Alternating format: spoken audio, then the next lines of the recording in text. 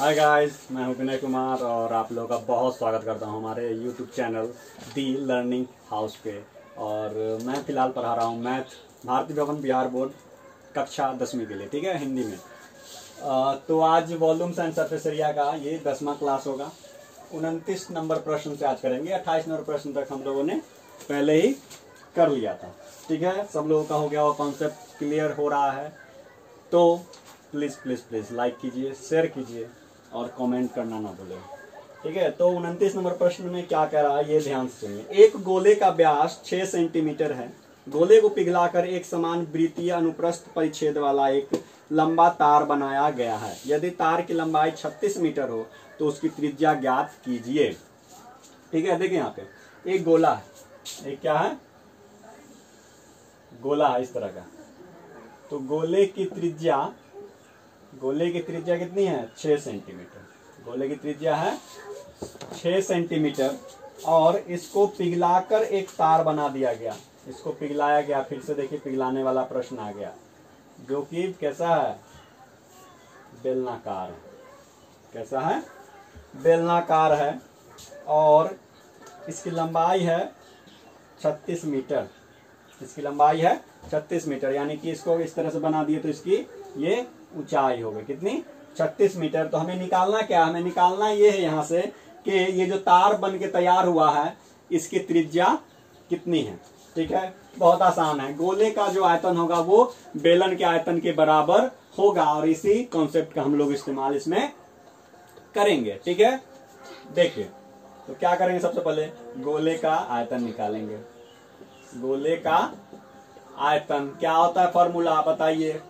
पाई नहीं, 4 pi by 3 into r cube, ठीक है। 4 पाई इंटू आर क्यूब, तो 4/3 पाई आर क्यूब होता है। तो 4 into pi into r cube. R कितना है? 6 into 6 into 6 centimetre cube. Centimetre या मीटर है? एक मिनट।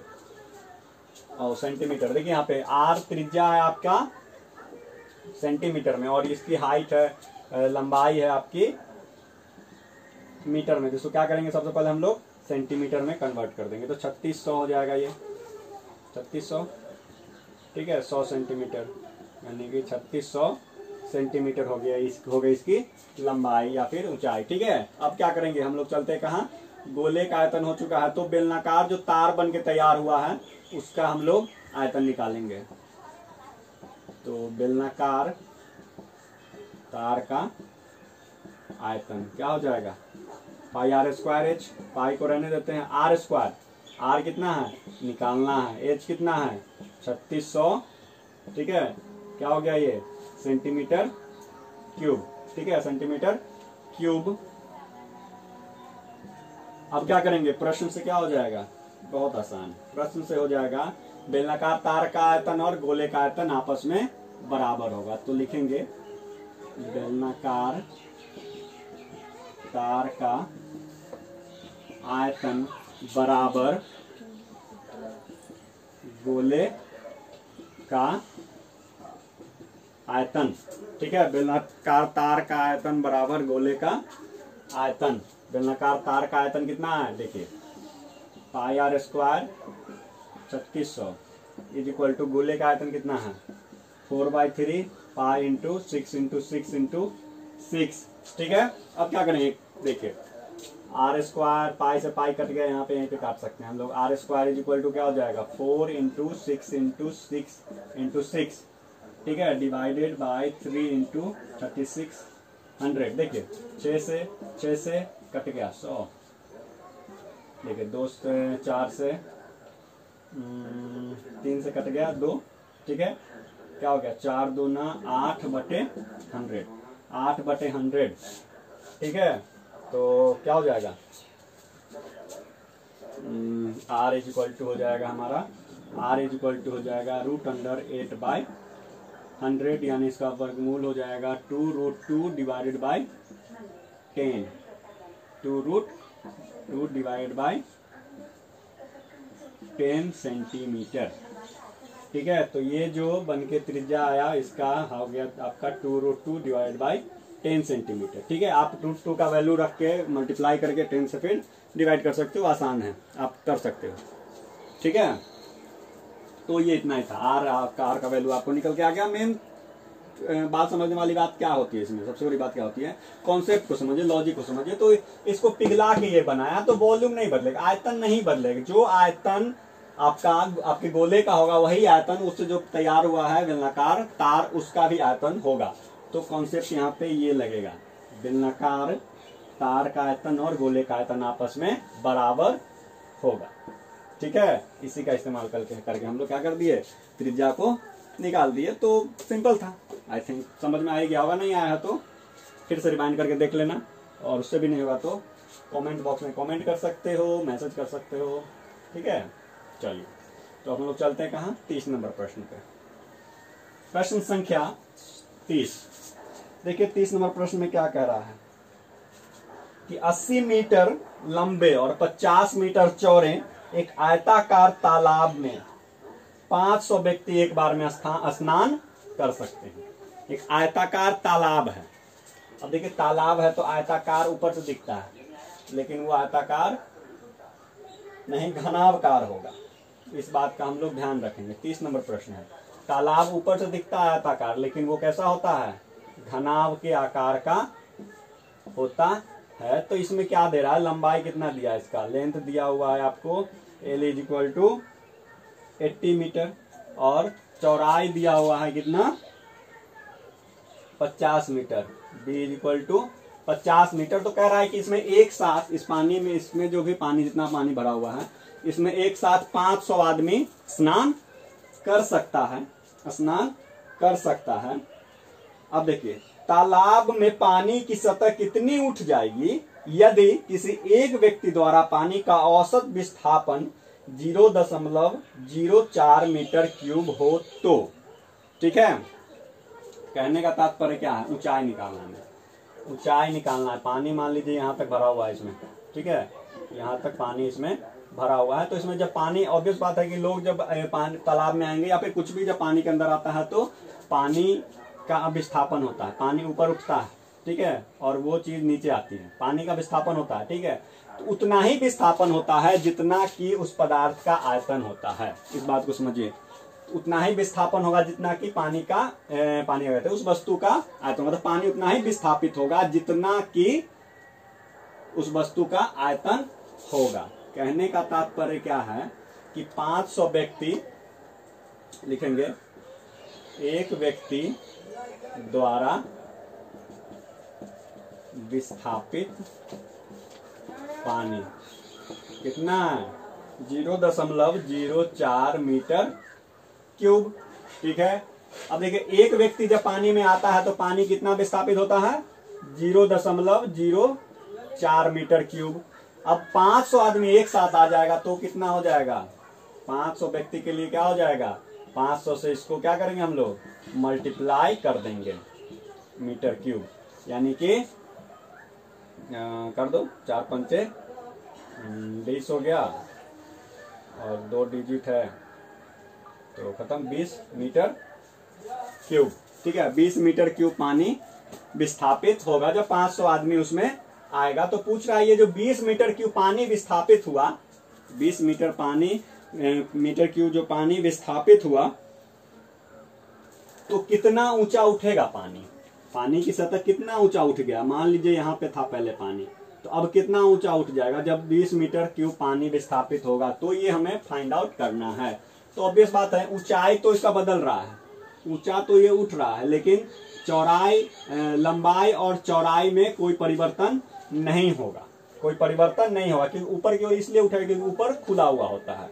ठीक है, लेकिन चौड़ाई और लंबाई और चौड़ाई दोनों तो फिक्स्ड है, वो फिक्स्ड होता है। ठीक है, इसलिए हम लोग क्या करेंगे, इसमें लगाएंगे घनाभ के आयतन का ट्रिक।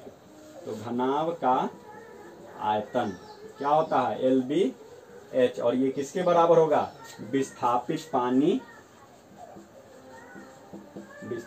पानी के आयतन के बराबर होगा। कहने का मतलब क्या है कि जितना उठ रहा है उतने पानी के लिए ही हम लोग घनाभ का आयतन निकालेंगे। तो LBH, L कितना है, 80 metre into 50 metre into h हमें निकालना है। विस्थापित पानी कितना है 20 मीटर क्यूब। ठीक है, एच बराबर क्या हो जाएगा 20/80 गुने 50 मीटर मीटर मीटर क्यूब है। देखिए 1 मीटर 2 मीटर से 2 मीटर कट गया, 0 कट गया। ठीक है, 5 से 4 कट जाएगा तो क्या हो जाएगा 50 मीटर डिवाइड बाय 200। ठीक है, मीटर डिवाइड बाय 200 क्या हो जाएगा 1 मीटर लिख दो इसको। क्या हो जाएगा बताइए 200 है, यानी कि 0.05 मीटर, 0.05 मीटर या 0.05 मीटर, 0.05 मीटर। ठीक है, तो पानी का सतह कितना ऊपर उठेगा 0.005 मीटर। ठीक है, इस बात को समझ गए कॉन्सेप्ट को। पानी उतना ही उठेगा, पानी जितना ऊपर उठ रहा है विस्थापित हो रहा है उसी की हमें ऊंचाई निकालनी है। पूरे तालाब की ऊंचाई हमें नहीं निकालनी है। ठीक है, पूरे तालाब की ऊंचाई हमें नहीं निकालनी, जितना पानी विस्थापित हो रहा है तो उसका वॉल्यूम जो होगा उसी से हम लोग उसका ऊंचाई निकाल देंगे। आई थिंक समझ में आ गया होगा, बहुत सिंपल चीज था। चलो तो इसको रहने देते हैं, एक और प्रश्न आज कर लेते हैं। 31 नंबर प्रश्न देखिए क्या कह रहे हैं कि ठोस लंबवृत्तीय बेलन काट के टुकड़े का आधार व्यास और ऊंचाई समान है। ठीक है, बेलन, ठीक है, लंबवृत्तीय बेलनाकार काट के टुकड़े का आधार व्यास और ऊंचाई समान है। इसमें एक अर्धगोलाकार टुकड़ा काट लिया जाता है। यदि गोलार्ध और बेलन के आधार समान हो तो कितने प्रतिशत बच जाएंगे। देखिए यहाँ पे प्रतिशत का कॉन्सेप्ट आपका क्लियर होना चाहिए इस प्रश्न को सॉल्व करने के लिए। तो आई थिंक सबका परसेंटेज का कॉन्सेप्ट क्लियर होगा, क्योंकि ये हमारे 7th 8th से ही हम लोग पढ़ते आ रहे हैं। ठीक है, तो देखिए किस तरह का एक बेलनाकार ठोस है, एक बेलनाकार ठोस है इस तरह का, जिसकी ऊंचाई और त्रिज्या दोनों, व्यास और त्रिज्या दोनों, व्यास और ऊंचाई दोनों इक्वल। अगर मान लीजिए कि ये h है तो ये भी h होगा, d = h, तो r = हो जाएगा h/2। इसमें से अर्धगोला बेलन के आधार के समान, यदि अर्धगोला और बेलन का आधार समान हो तो कितने प्रतिशत कट गया। एक अर्धगोला इसी व्यास का इसमें से क्या कर लिया गया है, काट लिया गया। एक अर्धगोला इसी व्यास का इसमें से काट लिया गया है, तो पूछ रहा है कितना प्रतिशत काट बच जाता है, कितना प्रतिशत काट बच जाता है। तो सिंपल है, पहले क्या करेंगे हम लोग बेलन का वॉल्यूम निकालेंगे, आयतन निकालेंगे, फिर जो अर्धगोला काट लिया गया उसका आयतन निकालेंगे, उसके बाद बचे हुए काट का आयतन निकालेंगे और फिर उसको प्रतिशत में बदलेंगे। ठीक है, तो यहाँ तक बचे हुए काट का आयतन तक तो सब निकाल लेते हैं। प्रतिशत में बहुत लोगों को प्रॉब्लम होती है, तो डरने वाली बात नहीं, बहुत आसान चीज होता है प्रतिशत। तो सबसे पहले क्या करेंगे हम लोग बेलन का आयतन निकालेंगे। क्या हो जाएगा πr² h। अब देखिए पाई r कितना है h/2 × h/2 × h है, तो क्या हो गया πh3/4 सेंटीमीटर क्यूब। अब चलते हम लोग कहाँ अर्धगोला पे। अर्धगोला का आयतन क्या हो जाएगा, अर्धगोला का आयतन 2/3 पाई r3। r कितना है h/2 × h/2 × h/2, क्या हो जाएगा 2πh³ डिवाइडेड बाय, देखिए 1 2 से 1 2 कट गया, ये 2 खत्म हो गया। ठीक है, क्या बच गया 12, कितना आ गया πh³/12 सेंटीमीटर क्यूब। तो बचे भाग का आयतन निकालें, कट गया ये अर्धगोला, उसमें से काट लिया, तो बचा हुआ भाग का आयतन क्या हो जाएगा, तो बचे भाग का आयतन क्या हो जाएगा, बचे भाग का आयतन बताइए क्या करेंगे, बेलन के आयतन में से अर्धगोले के आयतन को घटा देंगे तो क्या लिखेंगे, बेलन का आयतन माइनस अर्धगोले का आयतन। ठीक है, यहां तक समझ रहे हो कि नहीं? समझ आ रहा है? तो समझ आ रहा है तो लाइक करना नहीं भूलेंगे, ठीक है, और शेयर भी करेंगे। तो बेलन का आयतन कितना है, pi h cube by 4 minus pi h cube by 12 क्या हो जाएगा बताइए, 12 3 pi h cube minus pi h cube कितना आ जाएगा, 2 pi h cube 2 pi h cube divide by 12 6 आ गया। ठीक है, तो ये आपका निकल के आता है कितना, pi h cube divide by 6 centimetre cube. अब देखिए ये बचा हुआ भाग है, ये बचा हुआ भाग है, बचे हुए भाग का आयतन है, तो हम लोग निकालेंगे, निकालना हमें क्या है, प्रतिशत निकालना है। किसका प्रतिशत निकालना है, बचे हुए भाग का प्रतिशत आयतन निकालना है। तो क्या लिखेंगे, प्रतिशत बचे भाग का, क्या लिखेंगे, बचे भाग का प्रतिशत आयतन बराबर क्या हो जाएगा बताइए। क्या करते हैं प्रतिशत के लिए, तो जिसका निकालना है, ठीक है, तो कितना बचा हुआ है, पाई एच क्यूब बटा 6, कितना में बचा हुआ है, कितना में बचा हुआ है, कितना था पहले, पाई एच क्यूब बाई 4। ठीक है, कितना बचा हुआ है, कितना में बचा हुआ है, तो हम लोग क्या करेंगे 100% से या 100% से गुना कर देंगे, तो काट देते हैं। ये देखिए कट गया। ठीक है, 4 ऊपर चला जाएगा और 6 नीचे आ जाएगा, गुने 100%।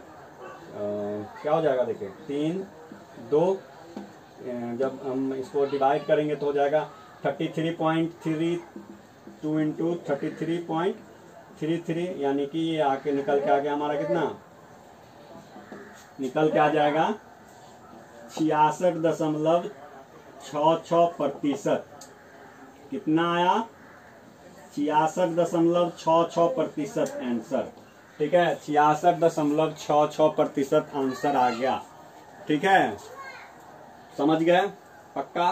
परसेंटेज समझे कि नहीं, यहां तक समझ में आ जाता है सबको, लेकिन परसेंटेज समझना थोड़ा सा डिफिकल्ट होता है, बहुत लोग पीछे नहीं पढ़ते हैं। लेकिन समझिए, जितना बचा हुआ है, कितने में बचा हुआ है, इतना था पहले, इतना बचा हुआ है को 100% हम लोग मल्टीप्लाई कर देंगे। तो इस सब क्वेश्चन को एक बार फिर से समझ लेते हैं, थोड़ा सा रिव्यू कर लेते हैं। क्या था प्रश्न में, कि एक बेलन है, उसमें से बेलन का जो हाइट है और बेलन की जो ऊंचाई है और उसका जो व्यास है वो समान है, वो इक्वल है।